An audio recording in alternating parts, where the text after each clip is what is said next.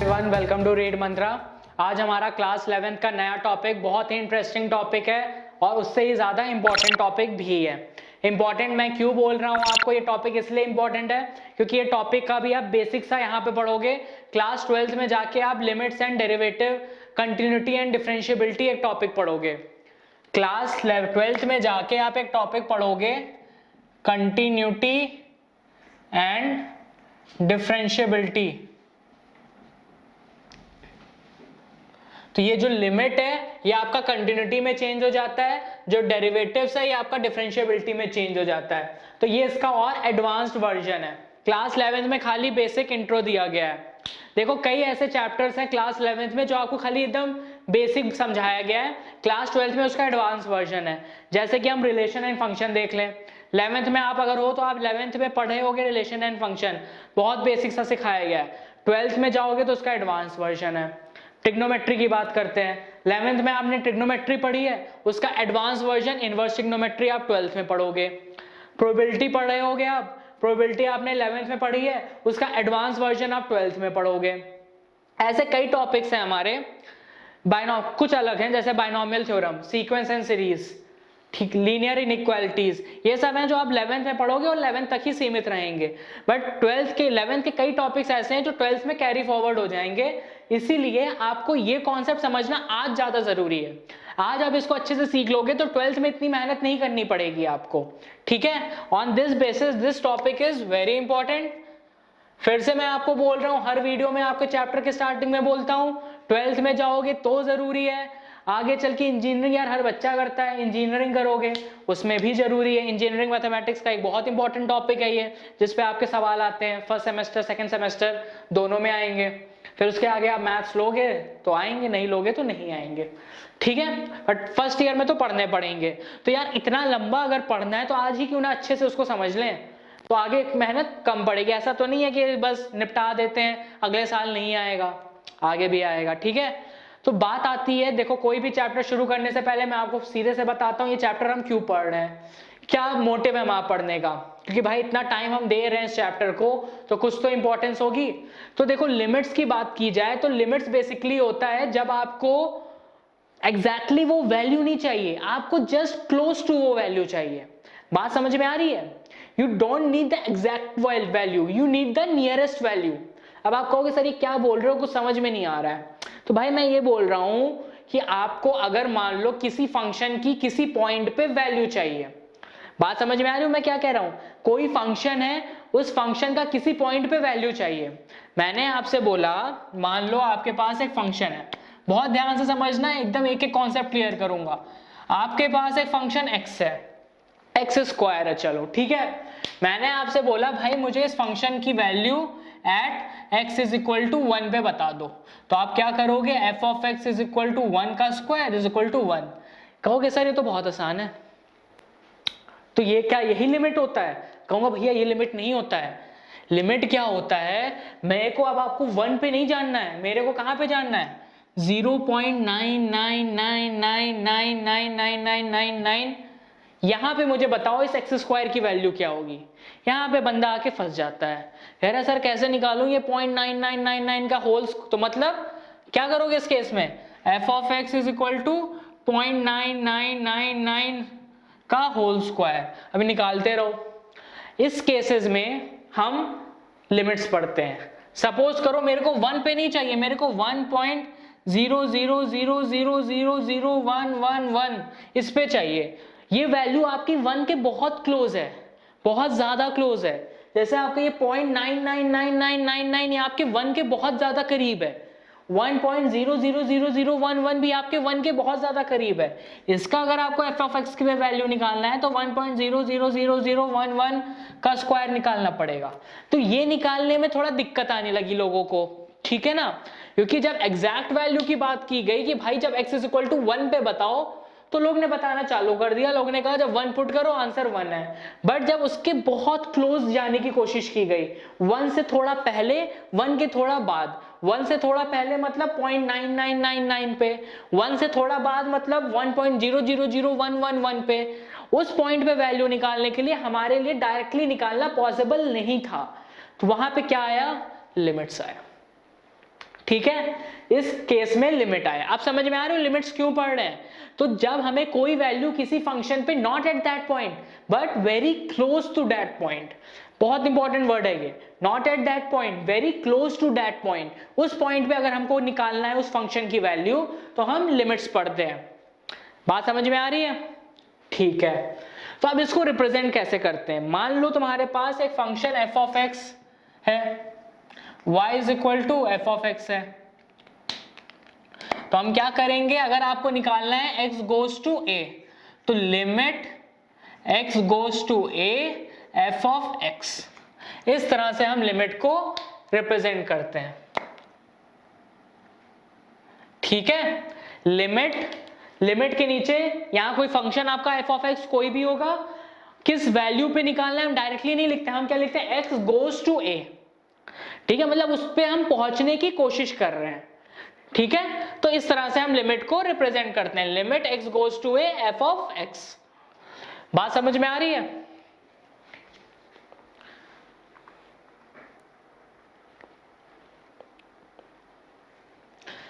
तो चलो, तो आपको ये समझ में आ गया कि जब भी लिमिट को रिप्रेजेंट करना होता है तो x एरो बनाते हैं a, x goes to a, इसको हम क्या कहते हैं, गोज टू।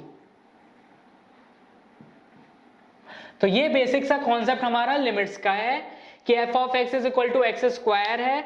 अब आप समझ गए होंगे कि लिमिट्स का क्या क्यों पढ़ रहे हैं, कि हमको जब बहुत नियर बाय वैल्यू चाहिए तो हम इस तरह से वैल्यू को निकाल लेते हैं। ठीक है, अगर मान लो, चलो आपके पास एग्जांपल है,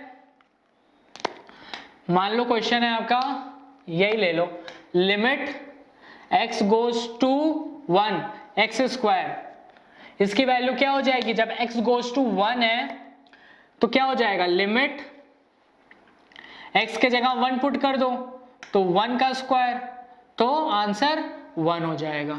सिमिलरली मान लो limit x goes to 2 x square है तो क्या हो जाएगा, 2 का होल स्क्वायर, 4 आंसर हो जाएगा। ठीक है, तो अगर लिमिट की बात आती है तो एक चीज, दो टर्म आते हैं, एक आता है LHD LHL, एक होता है RHL। अब आप कहोगे सर ये LHL और RHL क्या है, तो LHL को हम कहते हैं left hand limit, left hand limit, RHL को हम कहते हैं राइट हैंड लिमिट। कोई दिक्कत? LHL को हम कहते हैं लेफ्ट हैंड लिमिट, RHL को कहते हैं left hand right hand limit. इसको हम रिप्रेजेंट करते हैं a माइनस से, इसको रिप्रेजेंट करते हैं हम a प्लस से।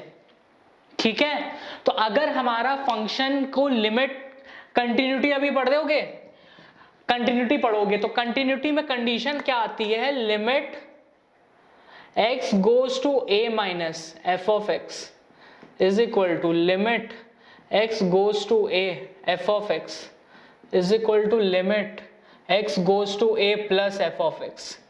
अगर ये तीनों वैल्यू सेम आ रही है तो हम कह देंगे फंक्शन हमारा कंटिन्यूअस है।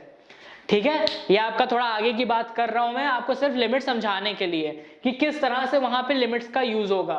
तो limit x goes to a minus मतलब ये इसकी लेफ्ट हैंड लिमिट है, limit x goes to a मतलब ये उस एट पॉइंट की बात कर रहा है, और a प्लस मतलब ये आपका राइट हैंड लिमिट है। तो कह सकते हो जब लेफ्ट हैंड लिमिट और राइट हैंड लिमिट बराबर हो जाता है तो हम कह देते हैं कि फंक्शन हमारा कंटिन्यूअस है। तो आपको बात समझ में आ रही है कि लेफ्ट हैंड लिमिट क्या होती है, राइट हैंड लिमिट क्या होती है। मैं अगर लिखना चाहूं यहाँ पे, मान लो मेरे पास function f of x is equal to x square plus 1 है, मेरे को क्या करना है, लिमिट x गोज टू 2 निकालना है। ठीक है, x गोज टू 2 निकालना है तो क्या करूंगा, 2 का whole square plus 1, 4 plus 1 is equal to 5। अब की मेरे को limit x goes to 2 minus निकालना है, 2 माइनस मतलब 2 से थोड़ा सा पहले, ठीक है ना, 2 माइनस मतलब 2 से थोड़ा सा पहले, तो क्या कर दोगे,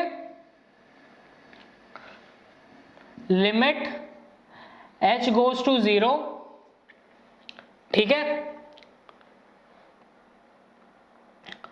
2 माइनस h का whole square plus 1, 2h goes to 0, हमने x को अब h में चेंज कर लिया। कैसे चेंज कर लिया, लिमिट h गोज टू 0, हमारा था क्या, एक्स स्क्वायर था, एक्स स्क्वायर अब की नहीं चाहिए हमको, अब की 2 में से एच से थोड़ी सी पहले की वैल्यू चाहिए, तो 2 माइनस एच और एच गोज टू 0, तो एच 0 कर दोगे तो ये भी आपकी 4 + 1 5 ही देगा। अगर आपको चाहिए लिमिट एक्स गोज टू 2+, तो ये क्या हो जाएगा, limit h goes to 0 2 + h का होल स्क्वायर +1, ये भी आपको 5 देगा। ठीक है, तो अगर ऐसे है तो आप कह दोगे कि फंक्शन आपका कंटिन्यूअस है। ये तीनों अभी वैल्यू सेम आ गई, यहाँ पे आपका काम क्या है, यहाँ पे आपको कंटिन्यूअस है कि नहीं ये नहीं प्रूफ करना है, ये 12th की बातें हैं। यहाँ पे आपका काम है कि आपको सीखना है कि कैसे लेफ्ट हैंड लिमिट निकालते हैं और राइट हैंड लिमिट निकालते हैं। 12th में जाओगे तो यहीं अगर इक्वल आ जा रही है तो फंक्शन कंटिन्यूअस है, वहीं अगर ये इक्वल नहीं आ रही है तो फंक्शन डिसकंटिन्यूअस है। तो बात समझ में आ रही है। हमारे पास फंक्शन था x² + 1, मैंने इसको चेंज कर दिया, limit h goes to 0 2 minus h। h क्या है, एक बहुत छोटी सी क्वांटिटी है, बहुत छोटी सी क्वांटिटी, इसलिए h goes to 0 2 minus h। वो बहुत छोटी क्वांटिटी को 2 से माइनस करोगे तो जस्ट 2 से पहले की वैल्यू मिल जाएगी ना, इसलिए ये लेफ्ट हैंड लिमिट है। सिमिलरली ये राइट हैंड लिमिट है। ठीक है, सपोज करो एक और एग्जांपल से देख लो। फंक्शन f ऑफ x है आपका 1 when x is less than equal to 0 2 when x is greater than 0। ठीक है, बोल रहा है ये आपका स्टेप वाइज फंक्शन दिया हुआ है, स्टेप वाइज फंक्शन गिवन है आपको। क्या बोल रहा है, f of x is equal to 1 when x is less than equal to 0 2 when x is greater than 0। इसको अगर हम ग्राफ में प्लॉट करना चाहें, 1 यहाँ पे है 2 यहाँ पे है, जब x less than equal to 0 है तो फंक्शन 1 है, x ग्रेटर देन 0 है तो फंक्शन 2 है। तो आप क्या बोलोगे, limit x goes to 0 minus पे वैल्यू फंक्शन की कितनी है 1, और limit x goes to 0 plus पे फंक्शन की वैल्यू कितनी है 2, है ना। जब x less than equal to 0, 0 पे चेक करना है, 0 से जस्ट पहले, 0 से जस्ट पहले, तो मान लो ये 0 है तो इससे जस्ट पहले मतलब यहाँ पे फंक्शन 1 दे रहा है, 0 से जस्ट आगे, 0 से जस्ट आगे फंक्शन 2 दे रहा है, तो ये आपका लेफ्ट हैंड लिमिट है और ये आपका राइट हैंड लिमिट है। क्लियर है। तो इस तरह से हमने ग्राफ से भी आपको समझाया कि लिमिट्स एक्चुअल में होते क्या हैं और किस तरह से निकाले जाते हैं। अगला हमारा, आप समझ रहे होगे लिमिट्स क्या होता है, अब हम और सीखेंगे। अभी हमने कुछ आपको एग्जांपल्स दिखाए हैं कि किस तरह से लेफ्ट हैंड लिमिट निकालते हैं, किस तरह से राइट हैंड लिमिट निकालते हैं, किस तरह से लिमिट एट दैट पॉइंट निकालते हैं। कुछ चीजें और जान लो जो आपकी प्रॉपर्टीज हैं लिमिट्स की, जिसको हम किससे नाम से डिनोट करते हैं, एलजेब्रा, एलजेब्रा ऑफ लिमिट्स। ठीक है, अगला हमारा टॉपिक है एलजेब्रा ऑफ लिमिट्स। मान लो हमारे पास दो फंक्शन है, let there be two functions f and g, और मान लो ये दोनों ही कंटिन्यूअस फंक्शन है। ठीक है ना, हमारे पास दो फंक्शन है f और g। तो अगर आपके पास लिखा हुआ है limit x goes to 0 f of x plus g of x, इसको आप क्या लिख सकते हो, इसको आप ब्रेक करके लिख सकते हो, limit x goes to 0 f of x plus limit x goes to 0 g of x। ठीक है, बात समझ में आ रही है। अगला देखो, limit x goes to 0 f of x minus g of x, इसको आप लिख सकते हो limit x goes to 0 f of x minus limit x goes to 0 g of x। ठीक है, limit x goes to 0 f of x into g of x, इसको क्या लिख सकते हो, limit x goes to 0 f of x into limit x goes to 0 g of x। Limit x goes to 0 f of x upon g of x, अगर ऐसे लिखा है तो इसको क्या लिख सकते हो, limit x goes to 0 f of x upon limit x goes to 0 g of x. बात समझ में आ रही है? तो इसको हम कहते हैं अलजेब्रा ऑफ लिमिट्स। तो ये से हम कहते हैं किस तरह से हम लिमिट्स को इंडिविजुअली डिस्ट्रीब्यूट कर सकते हैं। अगर मान लो इस तरह से limit x goes to 0 lambda times of f of x, इसको क्या लिख सकते हो, लैम्डा यहाँ पे एक स्केलर क्वांटिटी है, तो हो जाएगा limit x goes to 0 f of x। तो ये सारी चीजें याद रखो, ये सब आपके एप्लीकेशंस होंगे, आपको यूज करने होंगे। डायरेक्टली कहीं आपसे ये पूछेगा नहीं, सवालों में आपको इसका इस्तेमाल करना है, ठीक है ना। नोट डाउन कर लो इन सारी चीजें, इंपॉर्टेंट है। यहाँ पे याद रखना जो लैम्डा एक आपका स्केलर क्वांटिटी है।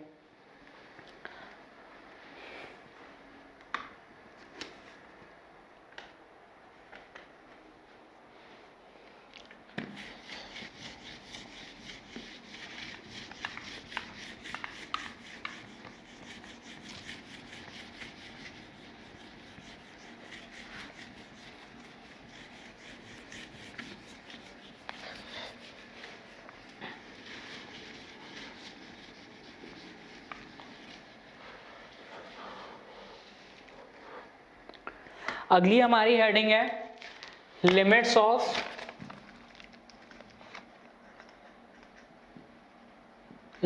Of polynomial and rational functions. Next heading है limits of polynomial and rational function. अगर हमारे पास पॉलिनोमियल फंक्शन गिवन हो या रैशनल फंक्शन गिवन हो तो उसकी लिमिट्स किस तरह से हम निकालेंगे उसको समझते हैं। सपोज करो हमारे पास एक पॉलिनोमियल फंक्शन है।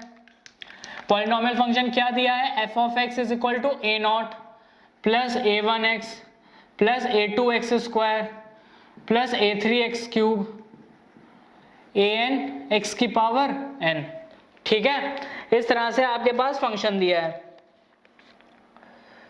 क्लियर है? आपको क्या निकालना है, limit x goes to a f of x। तो क्या लिखोगे, limit x goes to a f of x क्या है, a nought plus a1x plus a2x square an x की पावर n। ठीक है, सब्स्टिट्यूट कर दो तो क्या आ जाएगा, a nought plus a1a plus a2a square plus a3a cube plus an a की पावर n। तो ये आपको और कुछ नहीं f ऑफ a ही लिखा हुआ है। ठीक है, तो इस तरह से हम पॉलिनोमियल फंक्शन में लिमिट्स को सेटिस्फाई कराते हैं। पॉलिनोमियल फंक्शन ये लिखा था, आपको limit x goes to a f of x लिखना है, तो इस तरह से लिखा। तो ये जो लिखा है ये अल्टीमेटली कुछ और नहीं लिखा है, ये तुमने f ऑफ a ही लिखा हुआ है। ठीक है, तो ये आपका बात समझ में आ रही है किस तरह से किया है।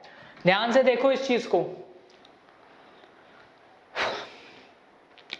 आपसे सीधे बोला था, आपको पॉलिनोमियल फंक्शन दिया है, आपसे बोला है limit x goes to a f of x की वैल्यू बताओ। आपने ये लिखा a, आपने जब सब्स्टिट्यूट किया तो ये कुछ नहीं, आपका ये f ऑफ a ही लिखा हुआ है। ठीक है, वहीं अगर मान लो रैशनल फंक्शन के लिए, फॉर रैशनल फंक्शन, अगर ये तो आपका मैंने पॉलिनोमियल फंक्शन का बता दिया कि किस तरह से लिमिट्स हम पॉलिनोमियल फंक्शन की सॉल्व करते हैं। अगर रैशनल फंक्शन है, मान लो आपका है limit x goes to a f of x is equal to limit x goes to a g of x upon limit, यहाँ पे ऐसे लिख लो g of x upon h of x। इसको क्या लिख सकते हो, limit x goes to a g of x upon limit x goes to a h of x, और इसको क्या लिख दोगे, g of a upon h of a। तो ये आपका जब रैशनल फंक्शन दिया रहे तो इस तरह से लिमिट सॉल्व करते हैं, पॉलिनोमियल फंक्शन दिया रहे तो इस तरह से सॉल्व करते हैं। बात समझ में आ रही है? रैशनल फंक्शन मतलब क्या होता है, आपका p बाई क्यू फॉर्म में दिया हो, यही तो रैशनल फंक्शन होता है आपका, limit p by q form में कोई एक्सप्रेशन दिया हो।